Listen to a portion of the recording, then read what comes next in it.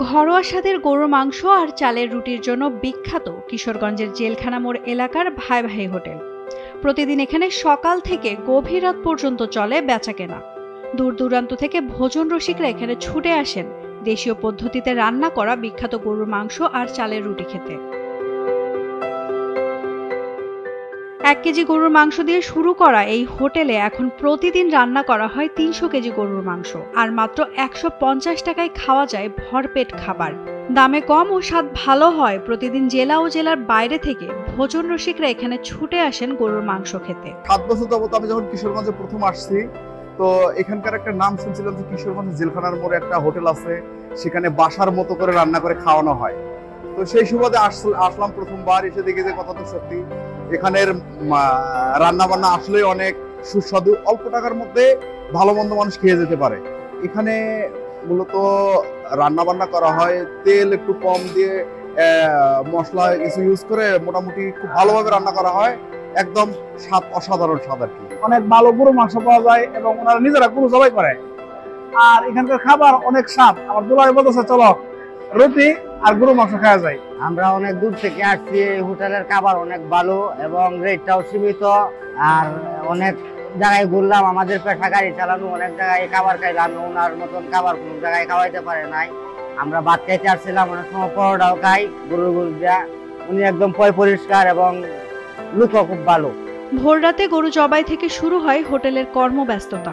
রান্নাঘরে প্রবেশ করলে দেখা যাবে কেউ মশলা প্রস্তুত করছে, আবার কেউ কেউ মাংস ধুয়ে চুলায় নিয়ে যাচ্ছে। সবাই ব্যস্ত গরুর মাংস রান্নার প্রস্তুতিতে। প্রতিবারে একটি পাতিলে রান্না করা হয় 20 কেজি মাংস। এভাবেই সারাদিনে রান্না করা হয় 15 থেকে 16 পাতিল গরুর মাংস। আমরা কিন্তু 1 কেজি থেকে শুরু করে অঙ্ক আমরা 250-300 কেজি পর্যন্ত হচ্ছি। আগে প্রথমে তো পেঁয়াজ বয়, পেঁয়াজটা যখন মজ্জাই তখন ময় মশলা সারি, গোস সারি সাইরা, তারপরে যা এটা কষায় তারপরে আমরা জল দিই। জাল দেওয়ার পরে তখন আমরা কমপ্লিট হয়ে যায়। বা সবকিছু আমরা নিজেরাই করি। মাংসটাই মজা সবকিছু প্রায় 2 ঘন্টা মিনিমাম। হয়তো 25,000 টাকা মানে আমার টার্গেট আছে, কিন্তু আমার আব্বা সঠিক হিসাবে জানে, কারণ আমার আব্বা তো সব পরিচালনা আমার আব্বা নিজেই করে।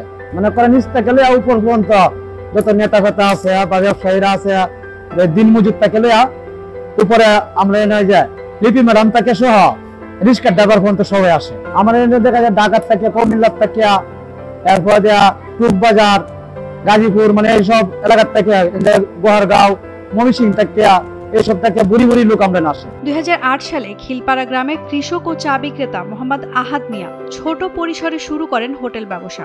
সে সময় তিনি প্রতিদিন 1 কেজি করে গরুর মাংস রান্না করতেন।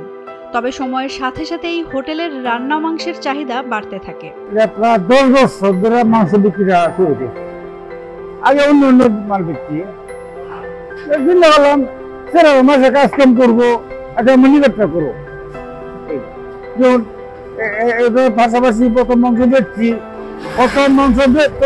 এবার তুমি বুঝতে সঠিক পাই না। পরে আমি নিজে 40,000 টাকা একটা গুঁড়ো আনছি। আমি এটা বলছি, পছন্দ করলাম যে মাংস করে বেশি, আমার গুঁড়ো খাবার দরকার।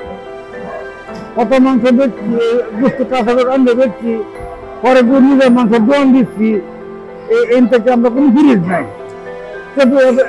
12 ঘন্টা সকাল থেকে আরম্ভ, রাতে 12টা ঘন্টা কাঁচা বুঝতে বিক্রিও করতেছি, আবার হোটেলে করতেছি। আহাদ মিয়ার এই ভাই ভাই হোটেলের রান্না করা গরুর মাংসের সুনাম চারিদিকে এমন ভাবে ছড়িয়েছে যে এখানে প্রতিদিনই প্রায় 1,500 থেকে 2,000 মানুষ ভিড় জমান। নাওমিন নাসরিন, ডেইলি সান।